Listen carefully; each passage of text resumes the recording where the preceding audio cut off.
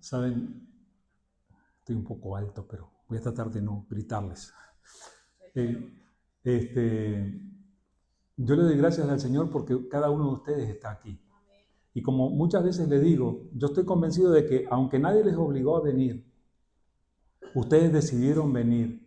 Al mismo tiempo yo sé que Dios les trajo. Dios nos trajo a cada uno de nosotros con un determinado propósito.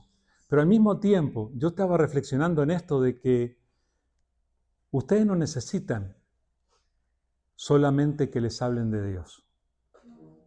O sea, me van a decir, pero pastor, ¿para qué vinimos? Estamos aquí escuchando, para que nos hablen de Dios, sí. Pero ustedes, más que les hablen de Dios, cada uno de nosotros necesita experimentar real y profundamente a Dios. Que no sea solo una idea, que no sea solo un discurso que decimos, que no sea solamente que bueno, este es el tiempo en el que nosotros escuchamos de Dios y luego nos volvemos a casa y bueno, ya está, ya cumplimos con nuestro deber religioso.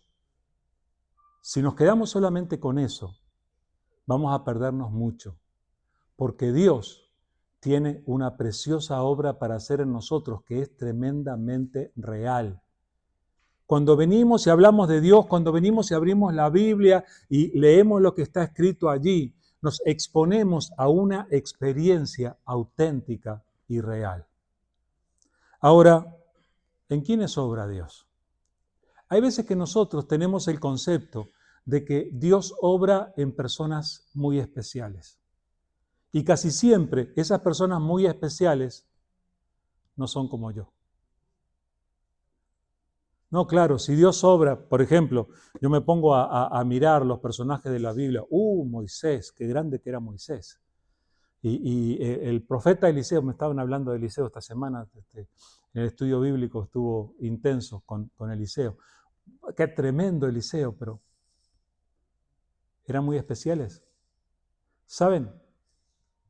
Desde que el mundo es mundo, desde que la gente es gente, las personas son todas, como tú y como yo.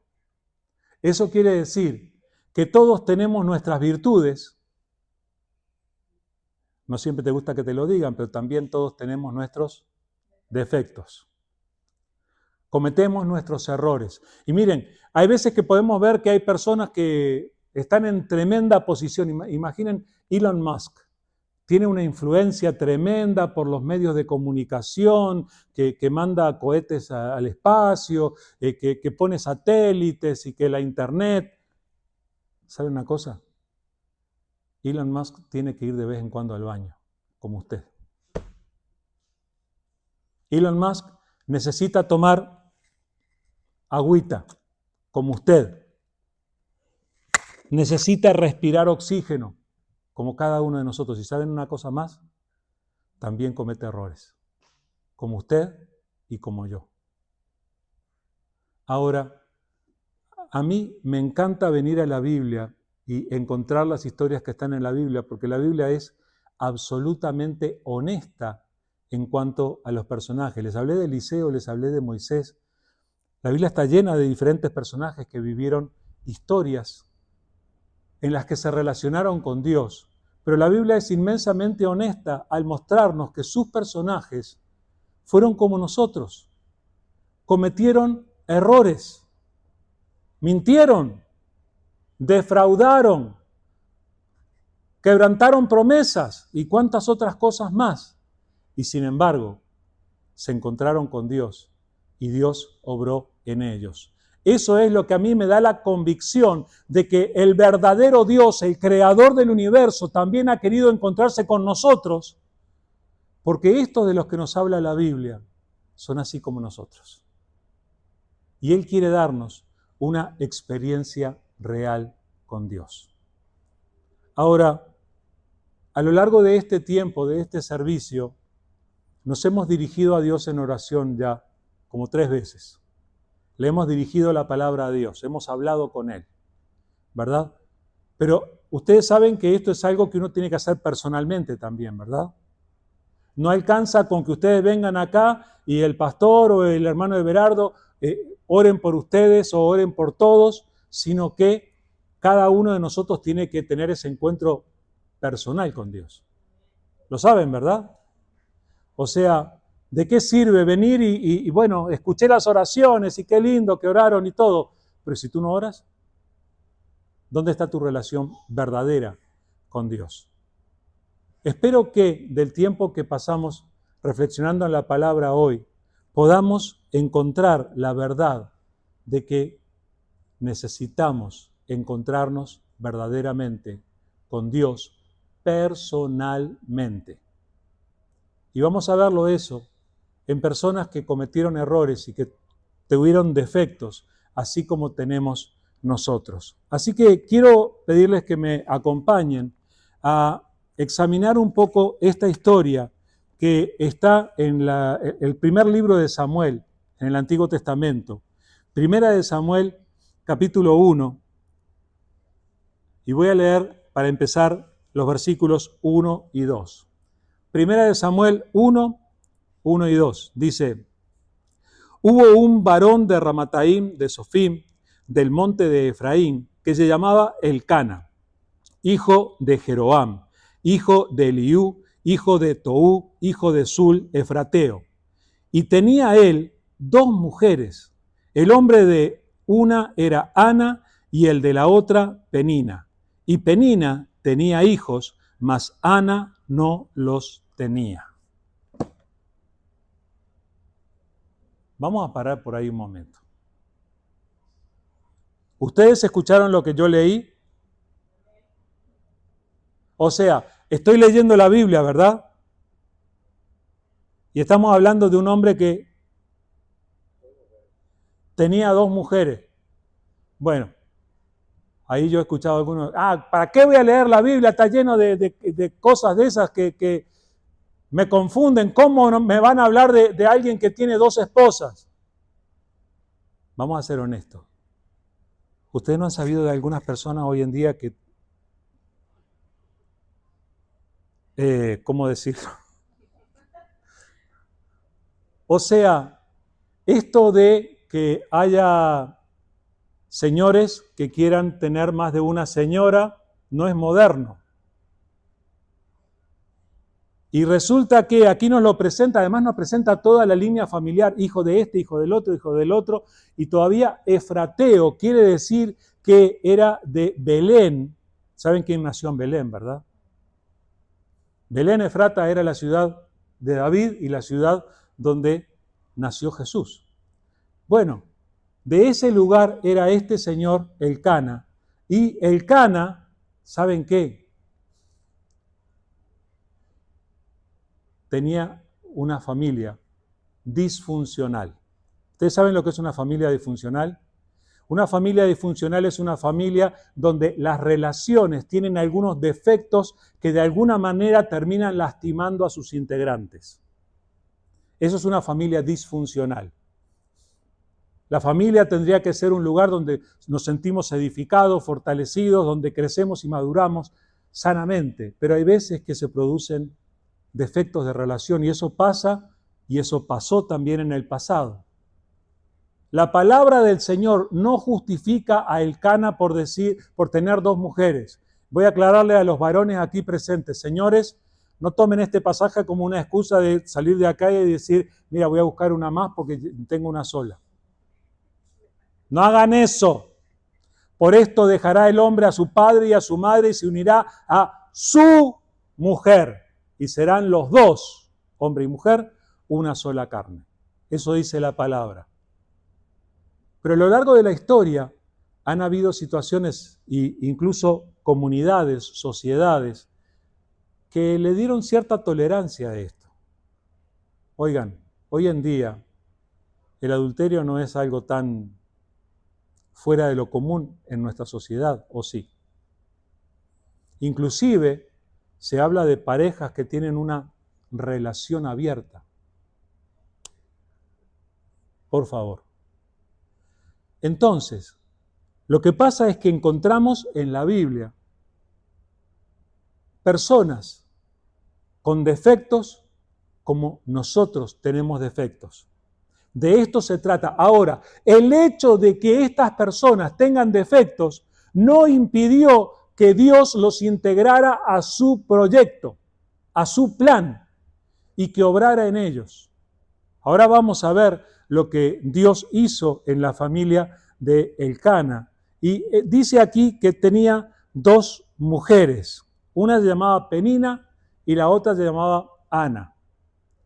Y la distinción que nos hace aquí es que Penina tenía hijos, pero Ana no tenía hijos. Y eso establecía una cierta diferencia. Ahora, miren, yo trato de ir despacio en estos pasajes bíblicos para que nosotros entendamos bien. Aquí nos presenta la familia, una familia ya de por sí disfuncional. Pero mire lo que viene a continuación. Sigo leyendo desde el versículo 3 al 5. Dice, y todos los años aquel varón subía de su ciudad para adorar y para ofrecer sacrificios a Jehová de los ejércitos en Silo, donde estaban dos hijos de Elí, Ofni y Fines, sacerdotes de Jehová. Y cuando llegaba el día en que Elcana ofrecía sacrificio, daba a Penina, su mujer, a todos sus hijos y a todas sus hijas, a cada uno su parte, pero a Ana daba una parte escogida, porque amaba a Ana, aunque Jehová no le había concedido tener hijos. Ahora, miren esto. En estos versículos se nos relata que Elcana llevaba a sus hijos y a su familia a la iglesia. Ahora, esto nos relata solamente una parte de la actividad espiritual de esta familia, porque esto es algo que ellos hacían anualmente.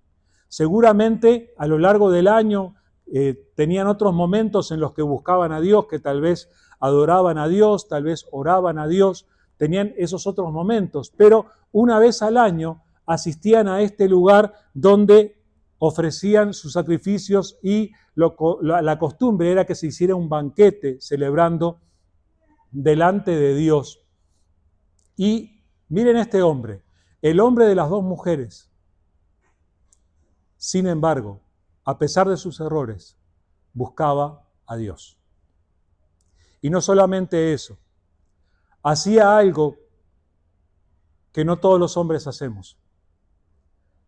Dirigía a su familia, motivaba a su familia a acercarse a Dios.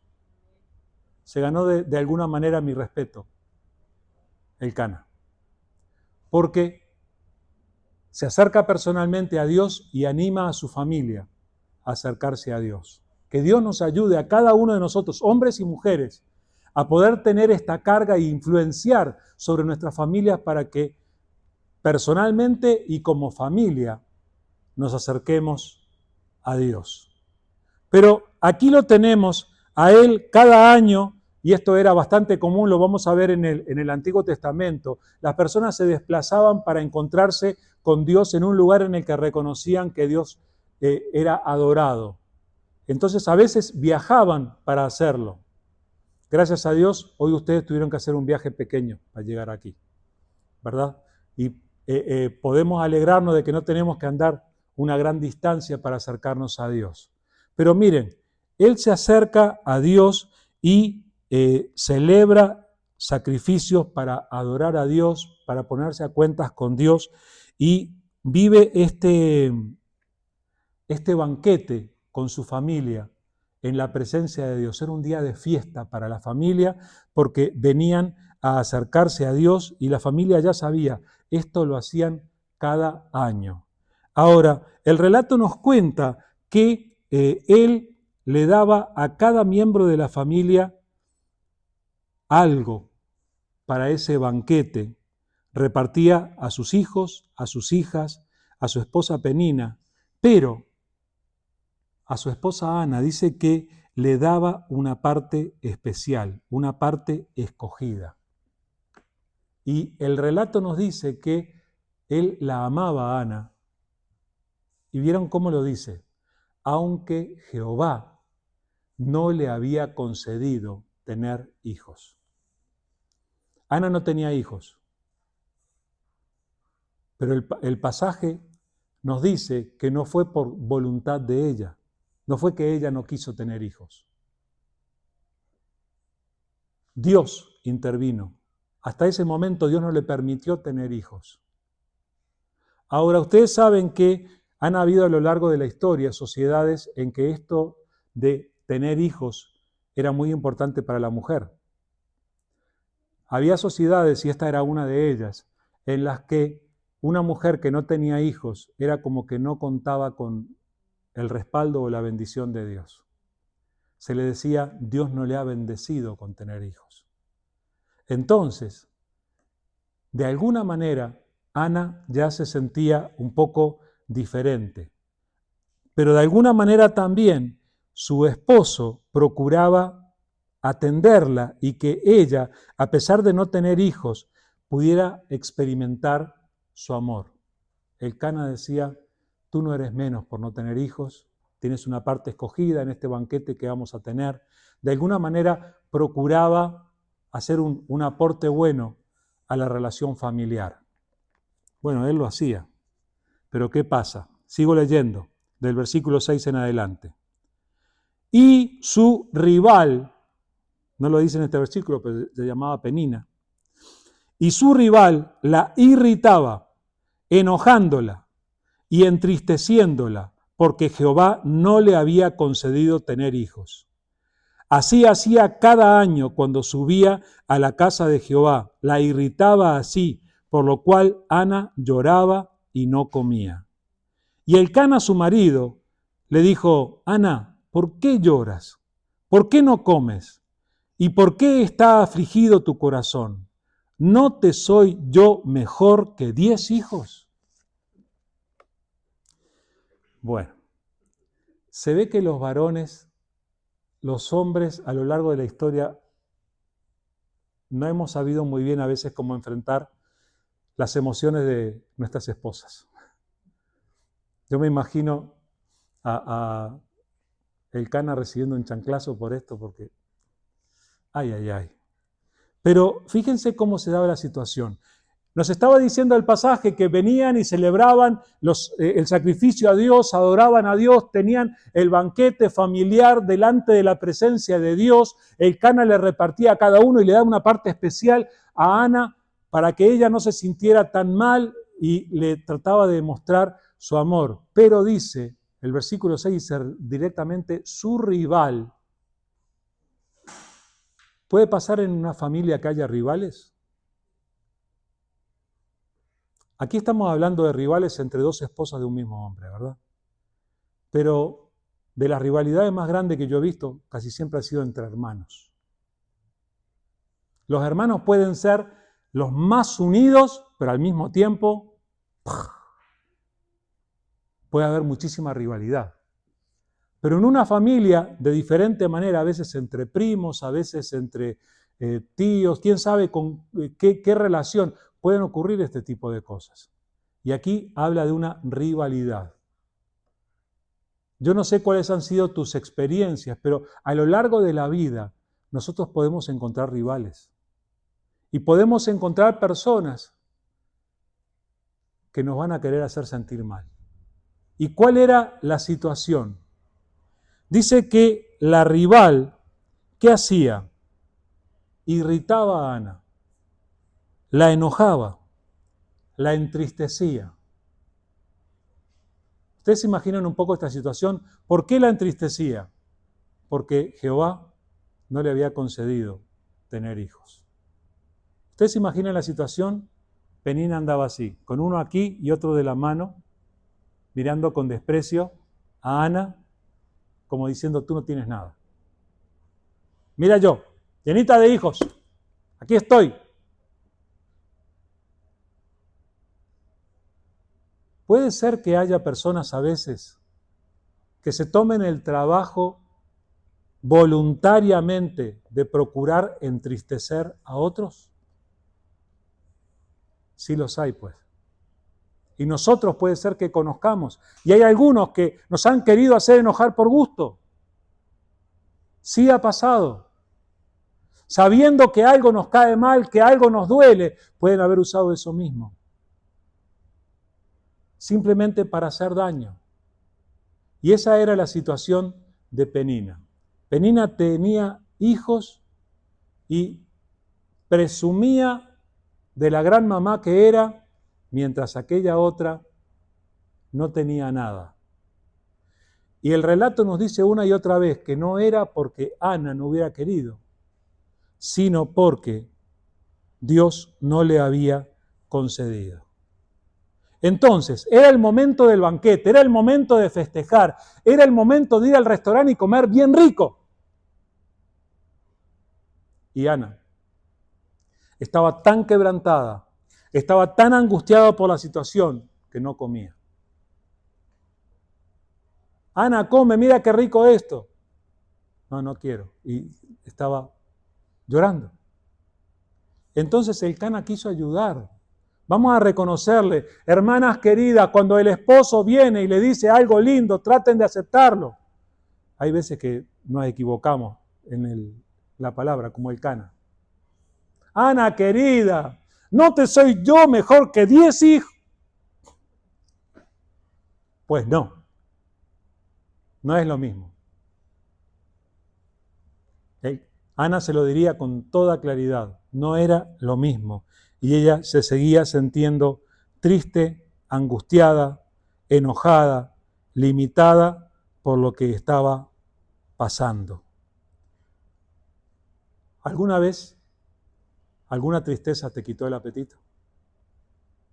¿Alguna preocupación? ¿Algún enojo? Eso es lo que le pasaba a Ana.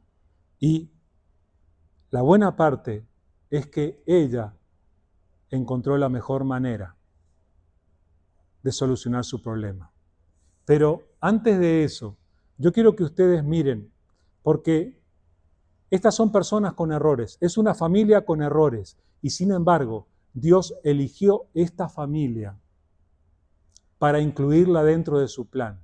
De esta familia vino uno que llegó a ser sacerdote, profeta, juez, que fue el que ungió a los 2 primeros reyes de Israel.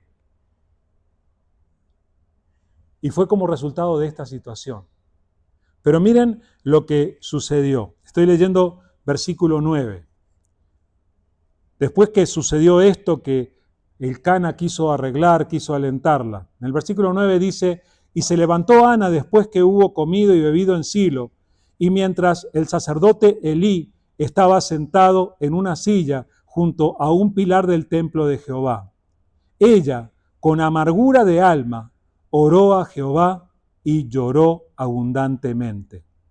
E hizo voto, diciendo, Jehová de los ejércitos, si te dignares a mirar a la aflicción de tu sierva, y te acordares de mí, y no te olvidares de tu sierva, sino que dieres a tu sierva un hijo varón, yo lo dedicaré a Jehová todos los días de su vida, y no pasará navaja sobre su cabeza.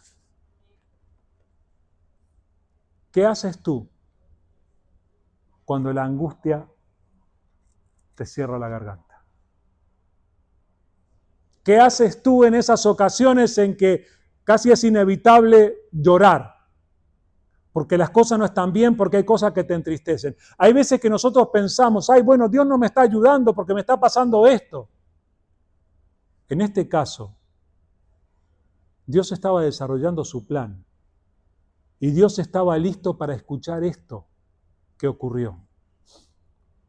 Hay ocasiones en las que Dios, en su misericordia, Dios va a permitir que ocurran ciertas cosas en tu vida, porque Él tiene un plan y tenemos que confiar. No siempre va a tener sentido de acuerdo a nuestra lógica humana, pero Dios está obrando. Ahora, lo que yo quisiera que retengamos aquí es esta iniciativa que tomó Ana de acercarse a Dios para traerle su carga y su necesidad, porque eso es justamente lo que tenemos que hacer nosotros. Tenemos que aprender a venir personalmente a Dios para entregarle nuestras necesidades. Hermanos, yo aprecio mucho cuando se acercan a mí y me piden, pastor, oraría por mí porque tengo tal y cual necesidad. Sí, está bien. Y está bien que intercedamos unos por otros y que oremos unos por otros. Pero eso no ocupa el lugar de que tú ores. Dios te quiere escuchar a ti. Ahora, mírala a Ana. Ana va al lugar, al templo, digamos, al lugar donde se adoraba a Dios. Ella viene con la intención de buscar a Dios. Está angustiada, está enojada, está quebrantada de ánimo. Dice que después que comió y vivió en Silo, pero ella no había comido. Había estado en el banquete, pero no había comido. Estaba demasiado angustiada para comer. Y fue a ese lugar para encontrarse con Dios. Fíjense que en aquel lugar estaba sentado el sacerdote Elí junto a un pilar del templo. Es lo que nos dice el relato. Ahora, la mitad de nosotros, al verlo al sacerdote ahí, nos habríamos acercado y ¿me haría el favor de orar por mí? Tengo una necesidad. Ana, en vez de pedirle al sacerdote que ore por ella, no le dijo nada al sacerdote. Se inclinó delante de Dios y oró a Dios. Nosotros necesitamos en Cristo Jesús tener esta experiencia de acercarnos a Dios personalmente. Entendamos que este es un privilegio que nosotros tenemos. Hermanos, esto fue lo que Cristo Jesús vino a hacer por nosotros.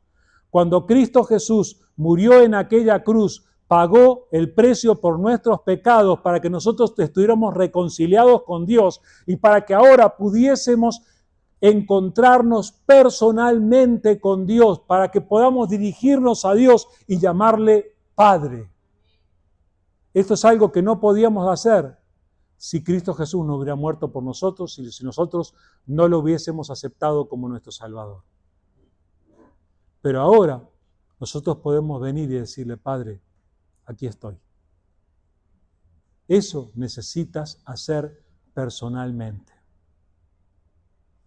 Y eso fue lo que ella hizo. ¿Estaba angustiada? Así angustiada como estaba, vino a Dios. No esperes a estar bien para acercarte a Dios. Tienes que acercarte a Dios en medio de tus quebrantos, en medio de tus luchas, en medio de tus dificultades, con tus cargas. A Dios no le ofenden tus lágrimas. Dios no se sorprende cuando ve tu corazón enojado por las cosas que han pasado. Esta mujer nos deja el ejemplo de alguien que se acerca a Dios. Y dice en el relato que ella se puso allí y oró a Dios. Vino con amargura de alma.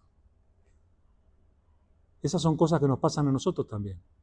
Hay veces que andamos con amargura de alma. Cuando andes con amargura de alma, busca a Dios. Ella con amargura de alma buscó a Dios, oró a Dios y lloró abundantemente. Y acá nos trae el testimonio de la oración que ella hizo. ¿Saben? Hay veces que cuando uno se acerca a Dios, siente la necesidad de ofrecerle algo a Dios. Es como que uno no puede llegar delante de Dios con las manos vacías y uno dice, ¿qué tengo para dar? Y ella dice, ¿qué tendría para darle a Dios? No tengo nada. ¿Y qué hizo? Primero le pidió a Dios que pusiera sus ojos sobre ella 3 veces. Si te acuerdas de tu sierva, si te dignas a mirarme, si por favor me observas, es como que estás llamando, por favor necesito que tú intervengas, que tú hagas algo en mi vida. Ven a tocarme, ven a intervenir en mi situación. Si tú te dignas a hacer esto, y su petición específica es, y si le das a tu siervo un hijo varón, te pido un hijo varón. Ahora, si me lo das, dice ella, yo te lo doy. Ella sintió la necesidad en ese momento de ofrecer lo que todavía no tenía. Dios va a poner en tu corazón a veces darle de lo que tienes o de lo que no tienes. pero es porque Él tiene un plan. Ustedes saben que eso que Dios puso en el corazón de aquella mujer aquel día era parte del plan de Dios. Dios, aún antes de que fuese concebido, Él tenía a aquella persona preparada para ser su profeta. Es tremendo. Ana fue la mamá de Samuel. Este libro se llama Primera de Samuel por causa de él. Entonces, hay ocasiones, hermanos, en las que nuestros quebrantos, nuestras situaciones difíciles, tienen que ver con el plan de Dios. Pero para que el plan de Dios se desarrolle, nosotros nos tenemos que encontrar con Dios personalmente, experimentarle personalmente. A veces derramar nuestras lágrimas honesta y sinceramente delante de Dios para que Él obre en nosotros. Nos fue leído hace un ratito en Primera de Pedro, capítulo 5. Humillaos pues bajo la poderosa mano de Dios, para que Él os exalte cuando fuere tiempo, echando toda vuestra ansiedad sobre Él, porque Él tiene cuidado de vosotros. Dios quiere que nosotros vengamos humildemente ante Él, que nos humillemos ante Él, porque Él es el que nos va a levantar, el que nos va a exaltar cuando sea el tiempo. Pero tenemos que venir delante de Él. Y cuando lo hagamos, tenemos que echar nuestra ansiedad. Señor, esta ansiedad, esta amargura de alma que traigo, te la tengo que entregar, porque a Él le importa. Él tiene cuidado de ti. Decía David en el Salmo 51, los sacrificios de Dios son el espíritu quebrantado. Al corazón contrito y humillado no despreciarás tú, oh Dios. Dios no desprecia a aquel que trae su corazón roto ante su presencia. Y vamos a ser honestos, nuestros corazones se quebrantan muchas veces y tienen que experimentar la sanidad que Dios tiene para darnos. Ahora, miren las cosas que Dios hace o cómo pasa cuando Dios obra en la vida de una persona. Hay veces que uno puede ser malinterpretado y eso sucedió en aquella ocasión. Estoy leyendo del versículo 12 en adelante. Mientras ella oraba largamente delante de Jehová, o sea que nosotros tenemos una parte de la oración de ella, eso del pacto que hizo con Dios si le daba un hijo, ¿verdad? Pero ella oró largo. Mientras ella oraba largamente delante de Jehová, Elí estaba observando la boca de ella, pero Ana hablaba en su corazón y solamente se movían sus labios y su voz no se oía. Y Elí la tuvo por ebria. Entonces le dijo Elí, ¿hasta cuándo estarás ebria? Digiere tu vino. Y Ana le respondió diciendo, no, Señor mío, yo soy una mujer atribulada de espíritu. No he bebido vino ni sidra, sino que he derramado mi alma delante de Jehová. No tengas a tu sierva por una mujer impía, porque por la magnitud de mis congojas y de mi aflicción he hablado hasta ahora. Elí respondió y dijo, ve en paz, y el Dios de Israel te otorgue la petición que le has hecho. Y ella dijo, halle tu sierva gracia delante de tus ojos. Y se fue la mujer por su camino y comió y no estuvo más triste. Wow, algo pasó aquí. Pero fíjense cómo este testigo de la situación malinterpretó lo que estaba pasando. Esta mujer estaba llorando y llorando. Pero yo a veces hago lo que ella, yo oro, pero mis palabras no se escuchan. Dice que ella hablaba en su corazón. ¿Sabes que cuando tú hablas en tu corazón, el Señor escucha también? Le puedes hablar a Dios en tu corazón. Le puedes derramar tu alma a Dios hablando en tu corazón. Ella estaba allí y estaba orando y dice que se veía que se movían sus labios, pero no se escuchaba palabra. Y Elí la miró y esperó un rato, y aguantó otro ratito, y esperó un rato más y al final no aguantó más. Y Elí se levantó y le dijo, a ver, ya digiere tu vino, mujer, termina con eso. Seguramente esta no era la primera vez que Elí encontraba una persona ebria delante del templo. Por eso es que probablemente malinterpretó aquella situación. Es probable que no haya sido la primera vez que una persona ebria caía en errores y malinterpretaba el uso del templo de Dios. Sin embargo, aquella mala interpretación de Elí le dio la oportunidad a Ana de decir algo tremendamente poderoso. Yo soy una mujer, miren cómo se definió, atribulada de espíritu. Estoy destrozada, estoy rota por dentro. ¿Pueden escucharla diciéndolo? Hermano, la mitad de las veces que nosotros andamos rotos por dentro, andamos por ahí fuera así, fingiendo que todo está bien. Necesitamos ese espacio en el que podamos canalizar lo que verdaderamente sentimos y expresarlo, especialmente delante de Dios. Así que Ana se define como una mujer atribulada en espíritu y le aclara, no bebí vino ni sidra, no estoy ebria. Pero acá dice lo que hizo, sino que he derramado mi alma delante de Jehová.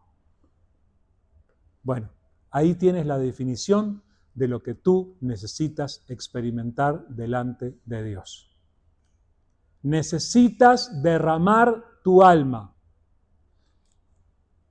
A unas cuantas personas con las que tratamos, nosotros no le decimos exactamente lo que sentimos. No decimos las cosas como son, pero tenemos que tener ese espacio en el que venimos delante de Dios y le decimos exactamente lo que sentimos, le contamos cómo vemos las situaciones, le decimos cuál es nuestra experiencia y cuál es nuestro sentir con respecto a lo que pasa. Necesitamos derramar nuestra alma delante de Dios. Dios quiere escuchar tu oración, así como Él quiso escuchar la oración de Ana. ¿Va a escuchar Dios tu oración? Porque tiene que ser algo personal. Tiene que ser un momento en el que tú puedas estar personalmente delante de Dios y puedas abrir tu corazón y entregarle toda tu situación. Le pide a Ana que no la tenga por una mujer impía y le dice, por la magnitud de mis congojas, fíjense qué mal que se sentía, por lo quebrantado que estaba y de mi aflicción he hablado hasta ahora. En ese momento, Elí se dio cuenta de su error. Se dio cuenta de que aquella no era una mujer ebria, sino una persona que honestamente se había encontrado con Dios. Entonces la bendijo. Que Dios te conceda eso que tú le has pedido. Ni se enteró Elías en ese momento. ¿Saben cuándo se enteró? 2 años después, cuando la señora vino y puso en sus manos el hijo que había tenido como respuesta de la oración de Dios. Dios le concedió, volvió a casa y quedó embarazada y tuvo su primer hijo. Lo llamó Samuel, pero en cuanto el niño pudo despegarse de su mamá, ella lo trajo al mismo templo, se lo entregó a este mismo sacerdote y lo consagró a Dios para que le sirviera. Este niño llegó a ser el profeta Samuel, profeta, sacerdote, juez de Israel, que ungió al rey Saúl y al rey David para gobernar sobre Israel. Entonces, hay veces que Dios, en su plan, permite que nuestro corazón sienta cosas. Pero cuando nuestro corazón esté quebrantado, cuando sintamos algo, necesitamos derramar nuestra alma delante de Dios. Que no sea solamente una cuestión así nomás, vengo y participo de la iglesia, escucho el mensaje y ya cumplí con Dios. No, necesitas encontrarte tú personalmente con Dios y abrir tu corazón y decirle a Dios las cosas como las ves. Dios quiere eso. Y en respuesta a ese encuentro con Él, Dios va a llevar adelante el plan que Él tiene y en el que está incluyendo tu vida. Así que, por favor, entiéndelo. Estás siendo invitado por Dios a encontrarte con Él y a derramar tu alma delante de su presencia. Dios quiere hacer algo en tu vida. Vamos a orar. Amado Dios, te damos gracias, Padre, porque podemos identificarnos con esta experiencia de Ana, Señor.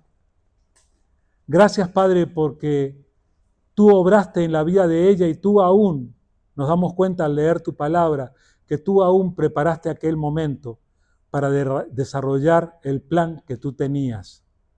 Y Señor, nosotros sabemos que tú todavía estás obrando, que tú todavía estás obrando aquí a nuestro alrededor. Y Padre, gracias porque también tú has querido incluirnos a nosotros, así como la incluiste a Ana en tu plan.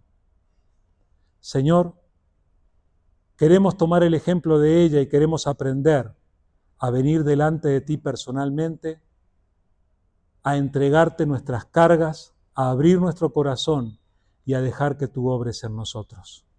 Señor, enséñanos a derramar nuestra alma en tu presencia. Enséñanos, Señor, a traerte nuestro sentir y que de nuestra experiencia en la oración salgan esas experiencias que nos van a llevar a conocerte mejor, a crecer y a andar en tu voluntad. Gracias te damos, Señor. Señor, que esto pueda cumplirse en nosotros, que no seamos negligentes de no hacer nada de esto que tú estás diciéndonos, sino que podamos ponerlo en práctica y que podamos encontrarnos contigo. Nos ponemos en tus manos, Señor, te pedimos que tú nos bendigas, que tú nos acompañes, que tú bendigas el hogar de cada uno y que sigas bendiciendo la obra que tú estás haciendo en nuestras vidas y que de alguna manera podamos ser un testimonio para otros. Gracias te damos y todas las cosas las dejamos en tus manos. En el nombre de Jesús. Amén, Señor.